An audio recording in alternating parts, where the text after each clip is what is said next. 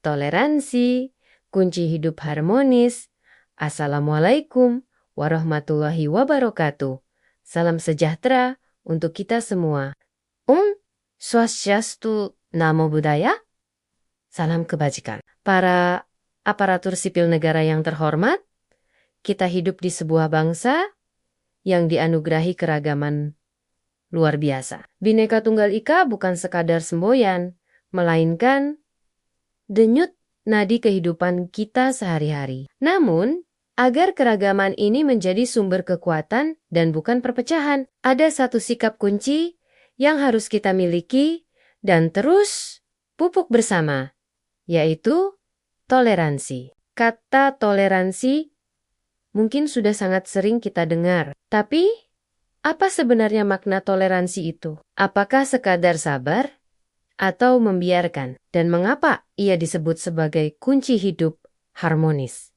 Terutama bagi kita di Indonesia dan bagi kita sebagai ASN. Video ini akan mengupas tuntas konsep toleransi dan relevansinya bagi peran kita sebagai perekat bangsa. Mari kita mulai dengan memahami makna toleransi. Secara mendasar, toleransi adalah sikap terbuka, lapang dada, dan kesediaan secara sukarela untuk menghargai serta menghormati adanya perbedaan yang ada pada orang lain atau kelompok lain, baik itu perbedaan pendapat, pandangan hidup, keyakinan agama, kebiasaan, suku, ras, budaya, atau karakteristik lainnya.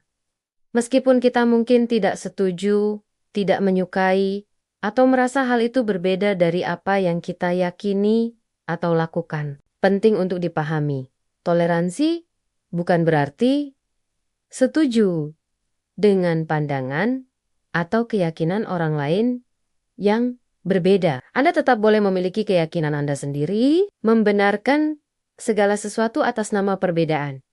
Toleransi memiliki batasan, mencampuradukan ajaran agama atau keyakinan. Kehilangan identitas diri atau budaya kita sendiri. Inti dari toleransi adalah memberikan ruang bagi perbedaan itu untuk ada. Tidak memaksakan pandangan atau kehendak kita kepada orang lain yang berbeda, serta menahan diri dari tindakan permusuhan atau diskriminasi hanya karena adanya perbedaan tersebut. Tentu saja, toleransi ada batasnya. Batasannya adalah ketika perbedaan atau tindakan kelompok lain itu sudah jelas-jelas melanggar hukum positif negara kita, melanggar hak asasi manusia orang lain secara fundamental, atau mengganggu ketertiban umum dan keamanan bersama. Toleransi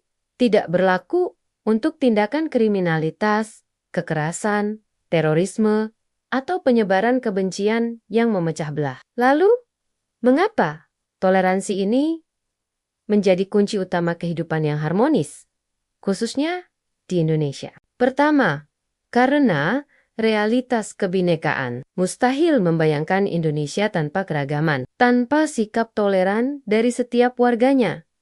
Gesekan dan konflik SARA akan sangat mudah terjadi. Toleransi berfungsi seperti minyak pelumas dalam mesin sosial kita yang beragam, memungkinkan roda kehidupan bersama berjalan lebih lancar. Kedua, karena amanat Pancasila dan Konstitusi, sila kemanusiaan yang adil dan beradab, serta sila persatuan Indonesia secara fundamental menuntut adanya sikap saling menghargai dan toleransi. Undang-Undang Dasar 1945 juga menjamin kebebasan setiap penduduk untuk memeluk agamanya masing-masing dan beribadat menurut agamanya dan kepercayaannya itu yang pelaksanaannya membutuhkan iklim toleransi. Ketiga, sebagai benteng pencegahan konflik, sikap toleran dapat meredam potensi konflik yang dipicu oleh perbedaan SARA.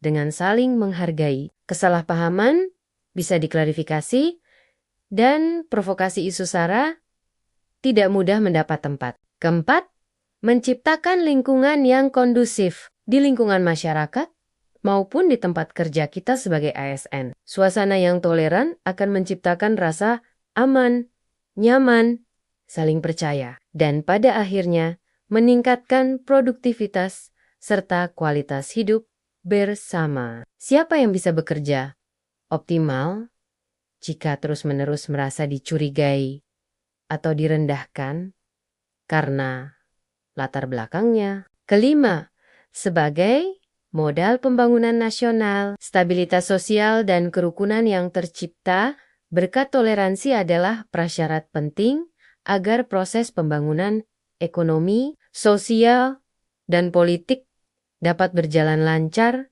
dan dinikmati hasilnya oleh semua lapisan masyarakat. Dalam praktiknya, toleransi bisa dibedakan menjadi dua tingkatan. Toleransi pasif, ini adalah tingkat minimal. Artinya, kita sekadar membiarkan atau tidak mengganggu keberadaan orang atau kelompok lain yang berbeda. Sikapnya mungkin cenderung tidak peduli atau masa bodoh. Yang penting mereka tidak mengganggu saya. Meskipun lebih baik daripada intoleran, toleransi pasif belum cukup untuk membangun harmoni yang kokoh. Toleransi aktif, ini adalah tingkatan yang lebih tinggi dan lebih diharapkan, terutama dari kita sebagai ASN.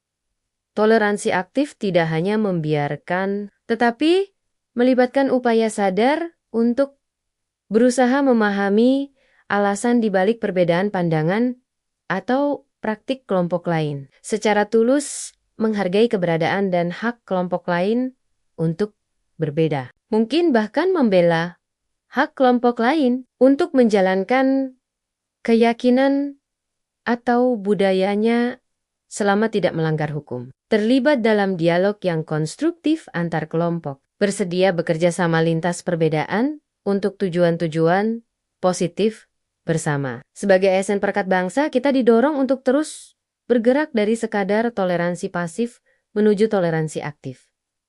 Bagaimana cara mempraktikannya? Di lingkungan kerja kita, hormati waktu dan praktik keagamaan rekan kerja yang berbeda keyakinan. Sediakan ruang atau fasilitasi secara wajar jika memungkinkan dalam rapat atau diskusi.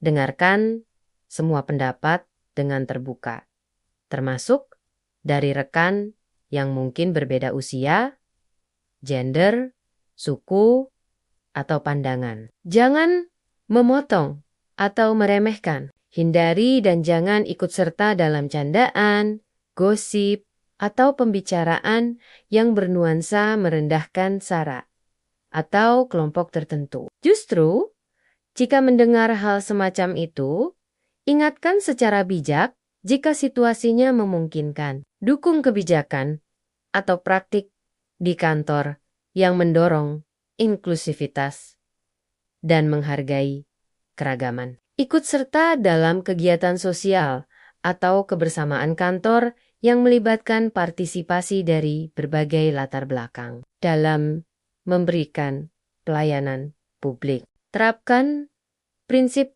non-diskriminasi secara mutlak. Layani semua warga dengan standar kualitas dan keramahan yang sama. Berusaha memahami kebutuhan spesifik dari kelompok masyarakat yang berbeda. Gunakan bahasa Indonesia yang baik dan benar sebagai pemersatu. Namun tunjukkan penghargaan jika ada warga yang lebih nyaman menggunakan bahasa daerahnya dalam kehidupan bermasyarakat. Jalin hubungan bertetangga yang baik dengan warga sekitar yang beragam latar belakang. Hadiri undangan acara sosial atau budaya dari kelompok lain sebagai bentuk silaturahmi dan penghargaan. Jangan pernah menyebarkan konten provokatif, hoax, atau ujaran kebencian bernuansa sara di media sosial maupun dalam percakapan sehari-hari. Dukung dan ikuti kegiatan positif yang mempromosikan kerukunan di lingkungan Anda. Jadilah contoh pribadi dan keluarga yang menjunjung tinggi toleransi. Mengembangkan dan mempraktikkan toleransi aktif memang membutuhkan kesadaran, kemauan, dan latihan terus-menerus. Namun, inilah kunci utama untuk menjaga rumah besar kita, Indonesia, agar tetap harmonis, damai, dan bersatu padu di tengah segala keragamannya. Mari kita semua, sebagai ASN, berkomitmen untuk menjadi agen-agen toleransi aktif, menjadi penjaga harmoni, dan benar-benar menjadi perekat bangsa. Terima kasih atas perhatian Anda. Wassalamualaikum warahmatullahi wabarakatuh.